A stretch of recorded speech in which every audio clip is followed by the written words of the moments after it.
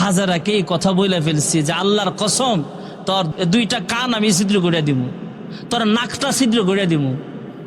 হযরত ইব্রাহিম আলাইহিস সালামের কাছে এবার ক্ষমা চাইতেছেন, আমি আপনার কাছে মাফ চাই, আল্লাহর কাছেও মাফ চাই, তবে আমি তো কসম খাইয়া ফেলছি, এখন কসমের কাফারা কি হতে পারে অথবা আমাকে কেমনে মাফ হতে পারে এটা আপনি আল্লাহর কাছে যাই না, আপনি একটু আমারে জানাইয়া দেন।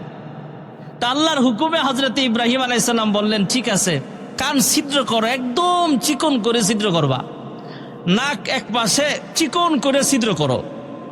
এখন ইব্রাহিম আলাইহিস সালাম দেখলেন, কিরে নাক ছিদ্র কান ছিদ্র, এখন কি করা যায়?